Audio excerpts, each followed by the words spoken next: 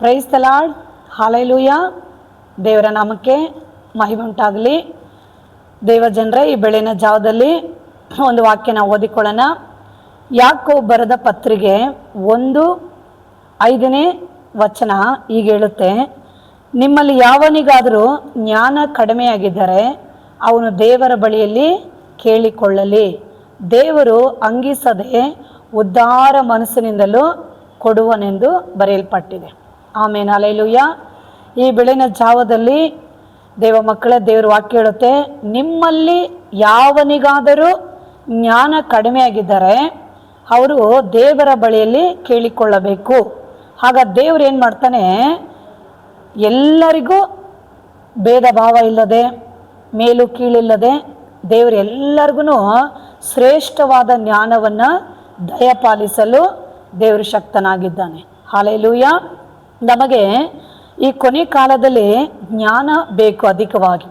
ಜ್ಞಾನ ಏನಿಗೆ ಅಂದರೆ ನೋಡ್ರಿ, ಈ ಲೋಕದಲ್ಲಿ ಎಲ್ಲ ಕಡೆಗಳಲ್ಲಿ ನೋಡುವಾಗೆ ಸೈತಾನ ಆದವನು ಇಡೀ ಭೂಮಂಡಲದ ಎಲ್ಲ ಭಾಗಗಳಲ್ಲಿ ಜನಾಂಗಗಳ ಮಧ್ಯದಲ್ಲಿ ಇವತ್ತು ಎಷ್ಟು ದೊಡ್ಡ ಮಟ್ಟದಲ್ಲಿ ಪಾಪಗಳು ಹೆಚ್ಚಾಗ್ತಾ ಇದೆ, ಕೋಲು ಗಲಭೆಗಳು ಹೆಚ್ಚಾಗ್ತಾ ಇದೆ, ಎಲ್ಲ ಕಡೆ ಸೃಷ್ಟಿ ವಿಕೋಪಗಳು ಹೆಚ್ಚಾಗ್ತಾ ಇದೆ.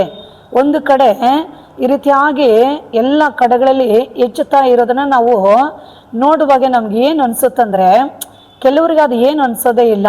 ಎಲ್ಲೋ ಒಂದು ಕಡೆ ನಡೀತದಲ್ಲ, ನಮಗೇನು ಅಂದ್ಕೊಂಡು ಸುಮ್ಮನಾಗ್ಬಿಡ್ತಾರೆ. ಇದು ಯಾಕೆ ಈಗ ನಡೀತದಂದರೆ ಅದಕ್ಕೆ ನಮಗೆ ತಿಳ್ಕೊಳ್ಳೋಕೆ ಜ್ಞಾನ ಬೇಕು.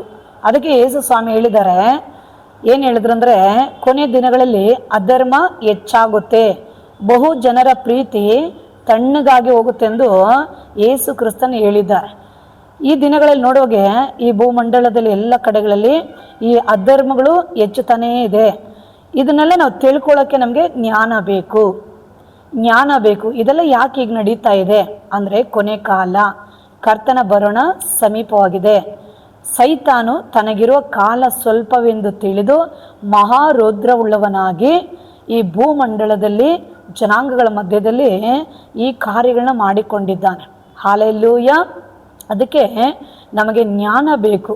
ಇವುಗಳೆಲ್ಲ ತಿಳ್ಕೊಳ್ಳೋಕ್ಕೂ ಜ್ಞಾನ ಬೇಕು, ಇವುಗಳಿಗಾಗಿ ಪ್ರಾರ್ಥನೆ ಮಾಡೋಕ್ಕೂ ಜ್ಞಾನ ಬೇಕು, ಇವುಗಳಿಂದ ನಾವು ತಪ್ಪಿಸ್ಕೊಳ್ಳೋಕ್ಕೂ ಜ್ಞಾನ ಬೇಕು. ದೇವರ ಬರೋಣ ಒಂದು ಕಡೆ ಬಹಳ ಸಮೀಪವಾಗಿದೆ. ಇವುಗಳೆಲ್ಲ ತಿಳ್ಕೊಳ್ಳೋಕ್ಕೆ ನಮಗೇನು ಬೇಕಂದರೆ ಜ್ಞಾನ ಬೇಕು. ಆ ಜ್ಞಾನ ನಮಗೆ ಎಲ್ಲಿಂದ ಸಿಗುತ್ತಂದರೆ ದೇವರ ವಾಕ್ಯದಿಂದ ನಮಗೆ ಜ್ಞಾನ ಸಿಗುತ್ತೆ. ದೇವರ ವಾಕ್ಯ ಹೇಳುತ್ತೆ, ನಿಮ್ಮಲ್ಲಿ ಯಾವನಿಗಾದರೂ ಜ್ಞಾನ ಕಡಿಮೆ ಆಗಿದ್ದರೆ ಅವನು ದೇವರ ಬಳಿಯಲ್ಲಿ ಕೇಳಿಕೊಳ್ಳಲಿ. ಹೌದು, ದೇವರ ವಾಕ್ಯವಾಗಿದ್ದಾನೆ. ಆಗ ನಾವು ದೇವರ ಬಳಿಯಲ್ಲಿ ಏನು ಮಾಡಬೇಕಂದ್ರೆ ದೇವರ ಹತ್ರ ಜ್ಞಾನ ಕೇಳಬೇಕು. ದೇವರೇ, ಈ ಅಂತ್ಯದ ದಿನಗಳಲ್ಲಿ ಸೈತಾನ್ ಮಾಡಿಕೊಂಡ್ರೆ ಎಲ್ಲ ವಿಧವಾದ ಕಾರ್ಯಗಳನ್ನ ತಿಳಿದುಕೊಳ್ಳೋಕ್ಕೆ ಜ್ಞಾನ ಕೊಡ್ರಿ. ಮತ್ತು ನಿನ್ನ ಬರೋಣ ಬಹಳ ಸಮೀಪವಾಗಿದೆ, ಅವುಗಳನ್ನ ತಿಳ್ಕೊಳ್ಳೋಕ್ಕೆ ನನಗೆ ಜ್ಞಾನ ಕೊಡ್ರಿ.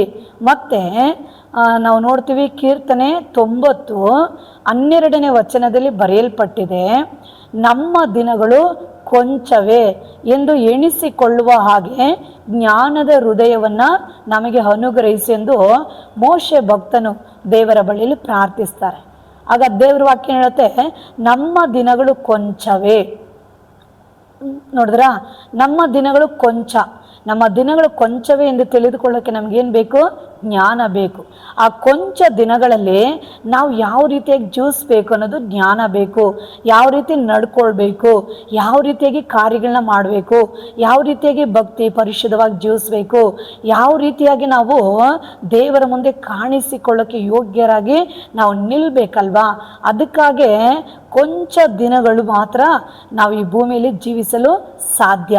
ಅದರ ಒಳಗೆ ನಾವು ಈ ರೀತಿಯಾಗಿ ಎಲ್ಲವನ್ನು ತಿಳಿದುಕೊಳ್ಳಲು ನಮಗೆ ಜ್ಞಾನ ಬೇಕು. ಆ ಜ್ಞಾನ ನಮಗೆ ದೇವರು ಕೊಡ್ತಾರೆ. ನಾವು ಏನು ಮಾಡಬೇಕು? ದೇವರ ಪಾದದಲ್ಲಿ ಜ್ಞಾನಕ್ಕಾಗಿ ಪ್ರಾರ್ಥಿಸಬೇಕು. ವೇದ ವಾಕ್ಯದಲ್ಲಿ ನಾವು ನೋಡ್ತೀವಿ, ಸೊಲೊಮೋನ ಅರಸನು ದೇವ್ರು ಬರ್ತಾರೆ, ದೇವ್ರು ಬಂದು ಕೇಳ್ತಾರೆ, ನಿನಗೇನು ಬೇಕೋ ಕೇಳಿಕೊ ಅಂತಾರೆ. ಆಗ ಸೊಲೊಮೋನ ರಾಜ ಏನು ಮಾಡ್ತಾನೆ, ದೇವ ಇಷ್ಟೊಂದು ಜನಾಂಗಗಳ ಮೇಲೆ ನನ್ನನ್ನು ನಾಯಕನಾಗಿ ನೀನು ಮಾಡಿದ್ಯಾ, ಹಾಗಾಗಿ ನ್ಯಾಯ ನೀತಿ ಧರ್ಮಗಳನ್ನು ನಾನು ಅರಿತು ಆ ಜನಗಳನ್ನ ನಡೆಸೋಕ್ಕೆ ನನಗೆ ಜ್ಞಾನ ಕೊಡು ಸ್ವಾಮಿ ಎಂದು ಸೊಲೊಮೋನ ರಾಜ ಏನು ಮಾಡ್ತಾನೆ, ದೇವ್ರ ಬಳಿಲಿ ಜ್ಞಾನಕ್ಕಾಗಿ ಪ್ರಾರ್ಥಿಸುತ್ತಾನೆ. ಆಗ ದೇವರು ಅವನ ಪ್ರಾರ್ಥನೆಯನ್ನು ಮೆಚ್ಚಿ ದೇವರು ಏನು ಮಾಡಿದ್ರು, ಆತನಿಗೆ ವಿಶೇಷವಾದ ಜ್ಞಾನವನ್ನು ಕೊಟ್ಟರು. ಆ ಜ್ಞಾನದಿಂದಲೇ ಆತನು ಅನೇಕ ಪರಮಗೀತಗಳು ಮತ್ತು ಜ್ಞಾನೋಕ್ತಿಗಳು, ಅನೇಕ ಸಾವಿರಾರು ಹಾಡುಗಳನ್ನ ಆತನು ಪ್ರಸಂಗಿ ಈ ರೀತಿಯೆಲ್ಲ ಆತ ದೇವ್ರು ಕೊಟ್ಟ ಜ್ಞಾನದಿಂದ ಅವುಗಳನ್ನೆಲ್ಲ ಅವರು ಬರೆದಿದ್ದಾರೆ. ಅವುಗಳನ್ನ ಓದುವಾಗೆ ಈ ಭೂಮಿ ಮೇಲೆ ಮನುಷ್ಯನ ಬಗ್ಗೆ ನಾವು ಅಧಿಕವಾಗಿ ನಾವು ನೋಡೋಕ್ಕೆ ಸಾಧ್ಯ ಆಗುತ್ತೆ. ಹಲ್ಲೆಲೂಯಾ. ಹೀಗಾಗಿ ದೇವ ಮಕ್ಕಳೇ, ನಾವು ದೇವರ ಬಳಿಲಿ ನಮಗೆ ಜ್ಞಾನ ಬೇಕು. ಕೆಲವ್ರು ನೋಡ್ರಿ ಪ್ರಾರ್ಥನೆ ಮಾಡೋದನ್ನೇ ಮರ್ತೋಗ್ಬಿಡ್ತಾರೆ. ಪ್ರಾರ್ಥನೆ ಮಾಡೋಂಥ ಯಾವ ಸಮಯಕ್ಕೆ ಪ್ರಾರ್ಥನೆ ಮಾಡಬೇಕು, ಹೇಗೆ ಪ್ರಾರ್ಥನೆ ಮಾಡಬೇಕು, ಯಾವುದಕ್ಕಾಗಿ ಪ್ರಾರ್ಥನೆ ಮಾಡಬೇಕು ಜ್ಞಾನನೇ ಇರಲ್ಲ ಅಲ್ವಾ. ಮತ್ತು ಬೈಬಲ್ನ ಓದಬೇಕು, ಬೈಬಲ್ನ ಯಾವ ರೀತಿಯಾಗಿ ಓದಬೇಕು, ಧ್ಯಾನಿಸಬೇಕು, ಅವನ್ನ ಕೈಗೊಳ್ಬೇಕು, ಅದನ್ನು ಅನೇಕರಿಗೆ ಹಂಚಬೇಕು, ಆ ವಾಕ್ಯನ ನಮ್ಮ ಜೀವಿತದಲ್ಲಿ ನಾವು ಕೈಗೊಳ್ಬೇಕು, ಆ ವಾಕ್ಯದ ಪ್ರಕಾರವಾಗಿ ನಾವು ಒಂದು ಒಳ್ಳೆಯ ರೀತಿಯಾಗಿ ಸಾಕ್ಷಿಗಳಾಗಿ ಭೂಮಿಯಲ್ಲಿ ಜೀವಿಸ್ಬೇಕು. ಅದೆಲ್ಲದಕ್ಕೂ ನಮಗೇನು ಬೇಕು, ಜ್ಞಾನ ಬೇಕು. ಬೈಬಲ್ ಓದಿ ಆ ಸತ್ಯವನ್ನು ತಿಳ್ಕೊಳ್ಳೋಕ್ಕೂ ನಮಗೆ ಜ್ಞಾನ ಬೇಕು. ದೇವರನ್ನ ಆರಾಧಿಸೋಕ್ಕೂ, ದೇವ್ರನ್ನ ಹುಡುಕೋಕ್ಕೂ, ದೇವ್ರ ಪಾದದಲ್ಲಿ ಕಾದಿರೋಕ್ಕೂ, ದೇವ್ರು ಮಾತಾಡೋ ಮಾತನ್ನ ನಾವು ಕೇಳಿಸಿಕೊಳ್ಳೋಕ್ಕೂ, ದೇವ್ರ ಚಿತ್ತವನ್ನು ತಿಳ್ಕೊಳ್ಳೋಕ್ಕೆ ನಮಗೆ ಜ್ಞಾನ ಬೇಕು ಮಕ್ಕಳೇ. ಹಲ್ಲೆಲೂಯಾ. ದೈವ ಜ್ಞಾನ ನಮಗೆ ಬೇಕು. ಹಾಗಾಗಿ ಆ ಜ್ಞಾನ ನಮಗೆ ಯಾರು ಕೊಡ್ತಾರೆ ಅಂದರೆ ಯೇಸು ಸ್ವಾಮಿ ಕೊಡ್ತಾರೆ. ಇವತ್ತು ಅನೇಕ ಜನಗಳು ಜ್ಞಾನಹೀನರಾಗಿ ನಾಶ ಆಗ್ತಾ ಇದ್ದಾರೆಂದು ಓಸೆಯ ಪುಸ್ತಕದಲ್ಲಿ ನಾವು ಓದ್ತಾ ಇದ್ದೀವಿ. ಜ್ಞಾನಹೀನರಾಗಿದ್ದಾರೆ ದೇವ ಜನರು. ಈ ಕೊನೆ ದಿನಗಳಲ್ಲಿ ಏನಾಗ್ತಾ ಇದ್ದಾರೆ, ಜ್ಞಾನಹೀನರಾಗಿದ್ದಾರೆ. ದೇವ್ರ ಬರೋಣ ಅರಿಯದೆ ಜೀವಿಸ್ಕೊಂಡಿದ್ದಾರೆ. ಲೋಕದಲ್ಲಿ ನಡೆದುಕೊಂಡಿರುತ್ತ ಘಟನೆಗಳನ್ನ ಒಂದು ಕಡೆ ನೋಡ್ತಾರೆ, ಆದರೂ ಜ್ಞಾನ ಇಲ್ಲದೆ ಜೀವಿಸಿಕೊಂಡಿದ್ದಾರೆ. ತಮ್ಮ ಜೀವಿತಗಳಲ್ಲಿ ದೇವರ ಚಿತ್ತ, ದೇವರ ಆಲೋಚನೆ, ದೇವರ ಕಾರ್ಯಗಳನ್ನು ಮಾಡಬೇಕಾದವರು ಅದ್ರ ಬಗ್ಗೆನೂ ಯಾವ ರೀತಿ ಆಲೋಚನೆ ಇಲ್ಲದೆ ಜೀವಿಸಿಕೊಂಡಿದ್ದಾರೆ. ಸೈತಾನ್ ಮಾಡಿಕೊಂಡಿರೋಂಥ ಅವರ ಜೀವಿತಗಳಲ್ಲಿ ಆ ಕಾರ್ಯಗಳನ್ನ ಕೂಡ ಅವ್ರು ಏನು ಮಾಡ್ತಾರೆ, ಅರಿಯದೆ ಜೀವಿಸಿಕೊಂಡಿದ್ದಾರೆ. ಈಗ ನಾವು ಜೀವಿಸುವುದಾದರೆ ಒಂದು ದೊಡ್ಡ ಆಪತ್ತುಗಳಲ್ಲಿ, ಒಂದು ದೊಡ್ಡ ಶೋಧನೆಗಳಲ್ಲಿ, ಒಂದು ದೊಡ್ಡ ಒಂದು ಕಷ್ಟಗಳಲ್ಲಿ ನಾವು ಸಿಗಾಕೊಳ್ತೀವಿ. ಮತ್ತು ಒಂದು ಕಡೆ ಬರೋ ಆಪತ್ತುಗಳು, ವಿಪತ್ತುಗಳು, ಹೋರಾಟಗಳ ಮಧ್ಯದಲ್ಲಿ ನಾವು ಏನಾಗ್ಬಿಡ್ತೀವಿ, ಈ ರೀತಿಯಾಗಿ ಕಷ್ಟಗಳು ಪಡಬೇಕಾಗುತ್ತೆ. ಒಂದು ವೇಳೆ ನಾಶ ಆಗ್ಬಿಟ್ರೆ ಏನು ಮಾಡೋದು? ಇನ್ನೊಂದು ಕಡೆ ಕರ್ತನ ಬರೋಣ ಸಮೀಪವಾಗಿದೆ, ನಾವು ಕೈ ಬಿಡಲ್ಪಟ್ರೆ ನಮ್ಮ ಗತಿ ಏನು? ಇದೆಲ್ಲ ನಾವು ಯೋಚಿಸ್ಬೇಕಲ್ವಾ. ಅದಕ್ಕಾಗಿ ದೇವ ಮಕ್ಕಳೇ, ಈ ಕೊನೆ ದಿನಗಳಲ್ಲಿ ನಮಗೆ ಜ್ಞಾನ ಬೇಕು. ಆ ಜ್ಞಾನ ಇದ್ರೇ ನಾವು ಎಲ್ಲವನ್ನು ಮಾಡಲು ಸಾಧ್ಯ ಆಗುತ್ತೆ. ಹಲ್ಲೆಲೂಯಾ. ನಾವು ನೋಡ್ತೀವಿ ಯೋಬು 28:28ನೇ ವಚನದಲ್ಲಿ ಬರೆಯಲ್ಪಟ್ಟಿದೆ, ಕರ್ತನ ಭಯವೇ ಜ್ಞಾನ. ಹಾಗೆ ದೇವರಿಗೆ ಭಯಪಡುವ ನಮಗಿದ್ದರೆ ಅದೇ ಮನುಷ್ಯನಿಗೆ ಏನಂತೆ, ಜ್ಞಾನ. ಹಾಗೆ ದೇವ ಭಯ ಇರಬೇಕು. ಇವತ್ತು ನೋಡಿದ್ರೆ ಅನೇಕ ಕುಟುಂಬಗಳಲ್ಲಿ ದೇವ್ರ ಭಯ ಇಲ್ಲ. ಕೆಲಸಗಳು ಮಾಡೋ ಸ್ಥಳಗಳಲ್ಲಿ, ಸಮಾಜದ ಮಧ್ಯದಲ್ಲಿ, ಜನಾಂಗಗಳ ಮಧ್ಯದಲ್ಲಿ ಅನೇಕರು ಹೆಂಗಂದ್ರೆ ಹಂಗೆ ನಡ್ಕೊಳ್ತಾ ಇರ್ತಾರೆ. ದೇವ್ರು ನೋಡ್ತಾ ಇರ್ತಾರೆ, ನಾನು ದೇವ್ರಿಗೆ ಲೆಕ್ಕ ಕೊಡಬೇಕು, ದೇವ್ರ ಮುಂದೆ ನಿಲ್ಲಬೇಕು. ಎಲ್ಲ ಕಾರ್ಯಗಳನ್ನು ಕುರಿತು ಭಯನೂ ಇಲ್ಲ, ಜ್ಞಾನನೂ ಇಲ್ಲದಾಗೆ ಇವತ್ತು ಎಷ್ಟೋ ಮಕ್ಕಳು ಜೀವಿಸಿಕೊಂಡು ಸೈತಾನನಿಗೆ ಸೆರೆ ಆಗಿ, ಸೈತಾನ ಒಳಗಡೆ ಬಾಧಿಸಲ್ಪಟ್ಟು ಇವತ್ತು ಜ್ಞಾನಹೀನರಾಗಿ ಜೀವಿಸಿಕೊಂಡಿದ್ದಾರೆ. ನಾವು ಹಾಗೆಲ್ಲ ಇರಲೇಬಾರ್ದು ಮಕ್ಕಳೇ. ಈ ವಾಕ್ಯಗಳನ್ನು ಕೇಳಿಕೊಂಡಿರೋರು ಎಚ್ಚೆತ್ತುಕೊಳ್ಳಿರಿ, ಕರ್ತನ ಬರೋಣ ಸಮೀಪವಾಗಿದೆ. ಲೋಕದ ಎಲ್ಲ ಭಾಗಗಳಲ್ಲಿ ದೇವರು ಹೇಳಿರುವಂಥ ಪ್ರವಾದನೆಗಳು ನೆರವೇರಿಕೊಂಡಿದ್ದಾವೆ. ನಿನ್ನ ಜೀವಿತವನ್ನು ನೋಡು, ನಿನ್ನ ಕುಟುಂಬವನ್ನು ನೋಡು, ನೀನು ಹೇಗಿದ್ದೀಯಾ ಅಲ್ವಾ? ದೇವ್ರ ವಾಕ್ಯ ಏನು ಹೇಳುತ್ತೆ? Amen, hallelujah. ಹಾಗಾಗಿ ಇವತ್ತು ಏನು ಮಾಡಬೇಕು, ನೀವು ಮೊಂಡಿ ಊರಿ ದೇವ್ರ ಸಮ್ಮುಖದಲ್ಲಿ ನೀವು ಪ್ರಾರ್ಥನೆ ಮಾಡಬೇಕು. ದೇವರೇ, ನಾವು ಈ ರೀತಿಯಾಗಿ ಇರಬಾರ್ದು ಸ್ವಾಮಿ, ನಾವು ಈ ರೀತಿಯಾಗಿ ಜೀವಿಸಬಾರ್ದಪ್ಪ, ಈ ರೀತಿಯಾಗಿ ಅಜ್ಞಾನಿಗಳಾಗಿ ಇರಬಾರ್ದಪ್ಪ, ಜ್ಞಾನಹೀನರಾಗಿ ನಾವು ಇರಬಾರ್ದು ಸ್ವಾಮಿ, ಹೇಗಾದರೆ ಹಾಗೆಲ್ಲ ನಡೆದು ಜೀವಿಸಬಾರ್ದಪ್ಪ. ಏಸಯ್ಯ, ದಯವಿಟ್ಟು ನಮಗೆ ಸಹಾಯ ಮಾಡ್ರಿ ಎಂದು ನಾವು ದೇವರ ಕಡೆ ಗಮನ ಕೊಟ್ಟು, ದೇವರ ಕಡೆ ಕಿವಿಗೊಟ್ಟು, ದೇವ್ರ ಮುಂದೆ ನಿಂತು ನಾವು ಪ್ರಾರ್ಥಿಸಿ, ನಾವು ಜ್ಞಾನ ಪಡೆದು, ನಾವು ಎಲ್ಲ ಕಾರ್ಯಗಳನ್ನು ಅರಿತು ನಾವು ನಡೆಯುವುದಾದರೆ ನಮ್ಮ ಜೀವಿತದಲ್ಲಿ ನಾವು ಎಷ್ಟೋ ಆಪತ್ತುಗಳಿಂದ ತಪ್ಪಿಸ್ಕೊಳ್ತೀವಿ, ವಿಪತ್ತುಗಳಿಂದ ತಪ್ಪಿಸ್ಕೊಳ್ತೀವಿ, ಪಾಪಗಳಲ್ಲಿ ಬೀಳದಾಗೆ ಎಚ್ಚೆತ್ತುಕೊಳ್ತೀವಿ. ಮತ್ತು ಕರ್ತನ ಬರೋಣಕ್ಕೆ ನಮ್ಮ ಕುಟುಂಬಗಳನ್ನ ನಾವು ಆಯತ್ತಪಡಿಸ್ಕೊಳ್ತೀವಿ, ಅನೇಕರನ್ನ ನಾವು ಆಯತ್ತಪಡಿಸ್ತೀವಿ, ಅನೇಕರಿಗೆ ಮಾರ್ಗದರ್ಶನಗಳಾಗಿ ನಾವು ನಿಲ್ಲುವರಾಗಿರ್ತೀವಿ ದೇವ ಮಕ್ಕಳೇ. ಹಾಲೆಲೂಯ. ಹೀಗಾಗಿ ಈ ವಾಕ್ಯಗಳನ್ನು ಕೇಳಿಕೊಂಡಿರೋಂಥ ಯಾರಾದರೂ ಸರಿ, ನಿಮ್ಮೆಲ್ಲರಿಗಾಗಿ ಯೇಸು ಸ್ವಾಮಿ ಮಾತಾಡ್ತಾ ಇದ್ದಾನೆ. ನಿಮ್ಮೆಲ್ಲರ ಸಂಗಡ ಪವಿತ್ರಾತ್ಮ ದೇವ ಮಾತನಾಡ್ತಾ ಇದ್ದಾನೆ. ದೇವರಿಗೆ ಭಯಪಡ್ರಿ, ದೇವರಿಗೆ ಕಿವಿಗೊಡ್ರಿ, ದೇವ್ರ ಮುಂದೆ ನಿಲ್ರಿ, ಪ್ರಾರ್ಥನೆ ಮಾಡ್ರಿ. ನಿಮ್ಮ ಹೃದಯಗಳು, ನಿಮ್ಮ ಮನಸ್ಸು ಎಲ್ಲ ದೇವ್ರ ಕಡೆ ತಿರುಗಿಸ್ಬಿಡ್ರಿ. ಏನೋ ತಾನೋ ಎಂದು ನಾವು ಜೀವಿಸಲೇಬಾರ್ದು. ಪ್ರತಿನಿತ್ಯ ದೇವ್ರ ಮುಂದೆ ಪ್ರಾರ್ಥಿಸಬೇಕು ಮತ್ತು ಬೈಬಲ್ನ ಓದಬೇಕು.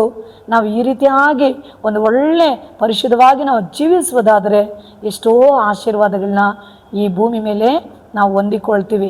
ನಮ್ಮ ಕುಟುಂಬಗಳು ಎಷ್ಟೋ ಸಮೃದ್ಧಿಯಾಗಿ ಆಶೀರ್ವದಿಸಲ್ಪಡ್ತವೆ. ನೀವು ಅನೇಕರಿಗೆ ಜ್ಞಾನಿಗಳಾಗಿ, ನೀವು ಅನೇಕರಿಗೆ ಬುದ್ಧಿವಾದಗಳನ್ನ ಹೇಳುವವರಾಗಿ, ಅನೇಕರ ಕುಟುಂಬಗಳನ್ನ ಕಟ್ಟುವರಾಗಿ, ಅನೇಕರುಗಳನ್ನ ನೀವು ದೇವ್ರ ಕಡೆ ನಡೆಸುವರಾಗಿ, ಅನೇಕರಿಗೆ ನೀವೆಷ್ಟೋ ಪ್ರಯೋಜನ ಆಶೀರ್ವಾದವುಳ್ಳ ಮಕ್ಕಳಾಗಿ ನೀವು ಇರ್ತೀರ ಮಕ್ಕಳೇ. ಹಾಲೆಲೂಯ. ಹೀಗಾಗಿ ಈ ಬೆಳಗಿನ ಜಾವದಲ್ಲಿ ಈ ವಾಕ್ಯಗಳನ್ನು ಕೇಳಿಕೊಂಡಿರುವಂಥ ನಿಮ್ಮೆಲ್ಲರಿಗಾಗಿ ನಾನು ದೇವ ಸಮ್ಮುಖದಲ್ಲಿ ಪ್ರಾರ್ಥನೆ ಮಾಡ್ತೀನಿ. ಒಂದು ನಿಮಿಷ ಕಣ್ಮುಚ್ಚಿ ನಾವು ಪ್ರಾರ್ಥಿಸೋಣ. ಆಮೆನ್. ಹಾಲೆಲೂಯ. ಜ್ಞಾನದಲ್ಲಿ ಶ್ರೇಷ್ಠನು, ಕಾರ್ಯದಲ್ಲಿ ಸಮರ್ಥನಾಗಿರುವಂಥ ಯೇಸು ಸ್ವಾಮಿ, ಈ ಒಳ್ಳೆಯ ಸಮಯಕ್ಕಾಗಿ ನಿಮಗೆ ಸ್ತೋತ್ರ ರಾಜ.